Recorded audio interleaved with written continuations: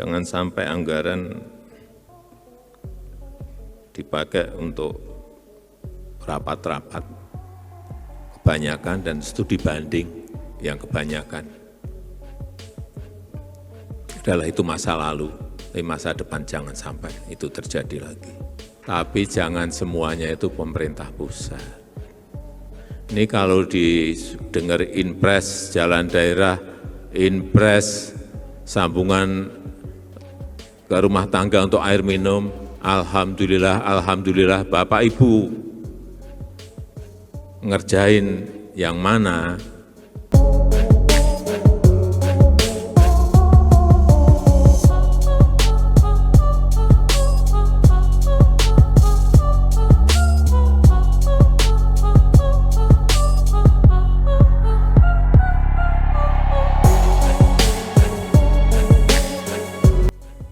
Hati-hati dalam mengelola setiap rupiah anggaran yang kita miliki.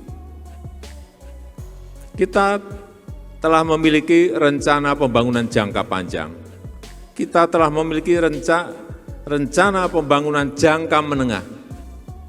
Dan masuk ke tahunan, kita masing-masing juga telah memiliki rencana kerja pemerintah atau RKP. Tetapi yang belum adalah sinkron atau tidak dengan rencana besar yang kita miliki. Ini yang belum. Oleh sebab itu, sinkronisasi itu menjadi kunci.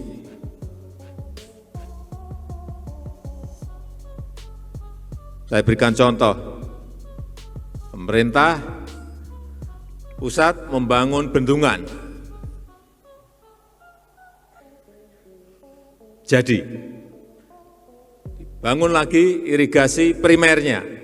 Jadi, tapi irigasi sekunder, irigasi tersier sampai ke sawah tidak dikerjakan. Airnya kan enggak sampai ke sawah-sawah yang kita miliki.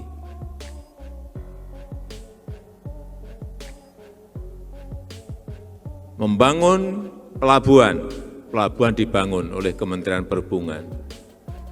Tapi jalan, mestinya ini daerah, jalan menuju ke pelabuhannya, meskipun hanya pendek, mungkin hanya 5 kilo, hanya 4 kilo, tidak dikerjakan. Ini yang namanya tidak sinkron, tidak seirama. Semuanya harus inline dengan tadi RPJP, RPJM, RKP, semuanya inline kementerian sampai ke daerah itu harus segaris.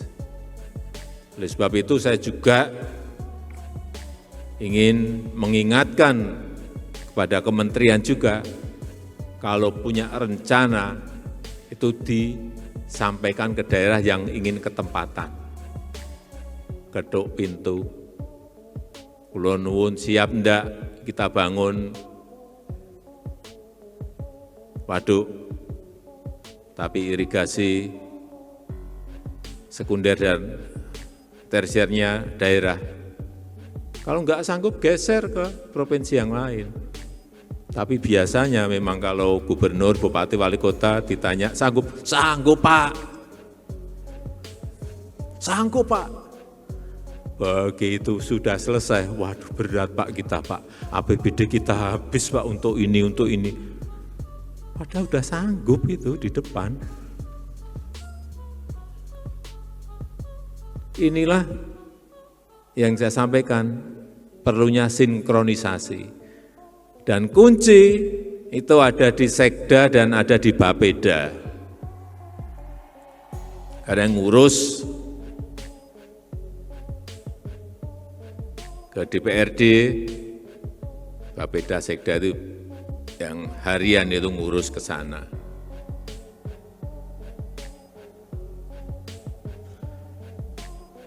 Kita telah membangun bendungan sampai saat ini selama 10 tahun sudah 42 bendungan dan akan selesai mungkin 60-an, insya Allah tahun ini akan menjadi 60-an. atau kalau meleset-meleset dikit ya menjadi 54, karena yang lain dikebut tapi bisa selesai, bisa tidak, tapi pasti akan selesai insya Allah. Kemudian jalan tol 2049 kilometer. Jalan nasional 5.833 kilometer. Selesai. Pelabuhan baru 25. Airport baru, bandara baru 25. Tapi ini tidak cukup. Kalau jalan tol sudah dibangun, Bapeda mestinya melihat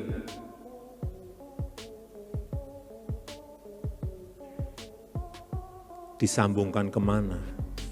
Ini kan utama, poros utamanya. Terus disambungkan kemana?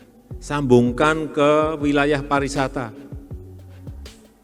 sambungkan ke wilayah perkebunan, wilayah produktif, sambungkan ke wilayah pertanian yang produktif, sambungkan ke sentra-sentra kerajinan. Itu harusnya yang mengerjakan daerah. Tapi kalau memang betul tidak sanggup, ya sampaikan ke pemerintah pusat. Pak, ini ada rencana menuju ke kawasan sentra kerajinan sarung misalnya, sentra kerajinan mebel misalnya, tapi kami nggak sanggup. Sekarang sudah ada, bisa dikerjakan dengan impres jalan daerah. Tahun lalu habis 14,6 triliun untuk perbaikan jalan-jalan daerah yang rusak. Tahun ini disiapkan lagi 15 triliun, tapi jangan semuanya itu pemerintah pusat. Ini kalau didengar impres jalan daerah, impres sambungan ke rumah tangga untuk air minum, alhamdulillah, alhamdulillah, Bapak Ibu ngerjain yang mana?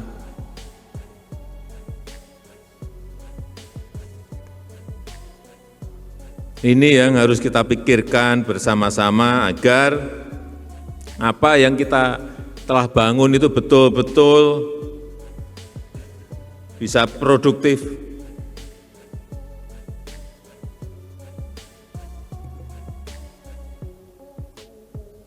Karena rakyat membutuhkan. Oleh sebab itu, sinkronisasi penyusunan RKP tahun 25 harus berdasarkan prinsip yang pertama, sekali lagi, programnya harus inline, harus seirama, jangan sampai pusat ke kanan, daerah ke kiri, kehilangan kita akan kehilangan. Semuanya harus inline, semuanya harus seirama.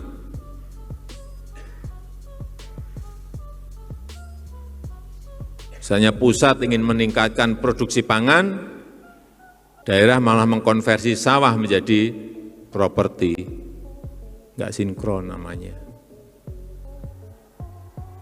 Yang kedua, jadi yang pertama tadi program harus inline, kemudian yang kedua program harus berorientasi hasil. Harus ada return ekonominya. Oleh sebab itu harus fokus, jangan sampai ini bolak-balik saya sampaikan, yang namanya anggaran itu diecer-ecer kepada dinas-dinas, semuanya diberi, nggak ada mana yang skala prioritas nggak jelas. Ada kenaikan 10%, anggaran semua diberi 10%. Nggak jelas skala prioritasnya yang mana. Jangan sampai anggaran dipakai untuk rapat-rapat kebanyakan dan studi banding yang kebanyakan. Adalah itu masa lalu, tapi masa depan jangan sampai itu terjadi lagi. Kemudian yang ketiga, program harus tepat sasaran dan strategis. Artinya APBD, APBN itu betul-betul manfaatnya kelihatan. karena tepat sasaran.